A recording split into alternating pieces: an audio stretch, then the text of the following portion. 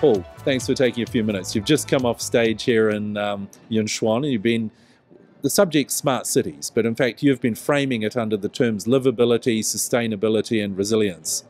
Can you give me the paraphrased version of what you were saying? Yeah, sure. So cities today are being ranked by livability indices, the best places to live. And smart technologies is one thing that will help make a city livable. But just having lots of clever connected technology is perhaps technically the goal, but actually there's lots of other things that come with that, particularly around quality of life. And quality of life relates to a lot to do with happiness and fun.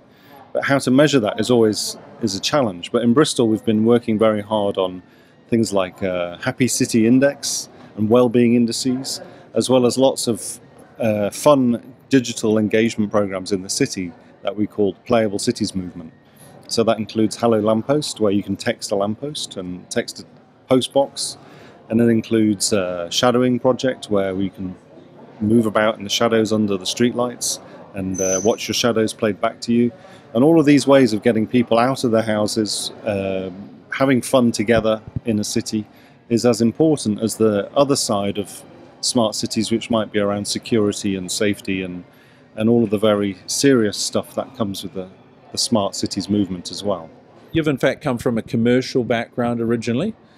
How does that help you in terms of your ability to make this happen and view the smart city future? So Bristol has opened as a joint venture company between the University of Bristol and Bristol City Council. And the university is leading on how do you build a smart city, and the council's leading on why would you do this stuff. And then we also really invite third parties, industry, to come and help us with it too. So we have this sort of blend of industry, academia and city and council as well. So from my personal background, I worked in software 15 years, but actually pulling this together is probably the most fun thing I've ever done. It's certainly a jigsaw puzzle with tons of interesting adventures along the way. And who's driving? Is it being driven from the government, or is it being driven on the enterprise side? Who's the most enthusiastic there for this to happen?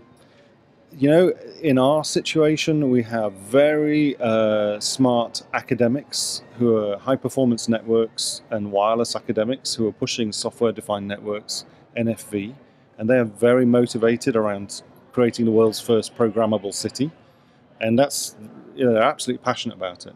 Then we have people in the council who are absolutely passionate about citizenship engagement, quality of life issues, about creating greater opportunities for everybody in the city.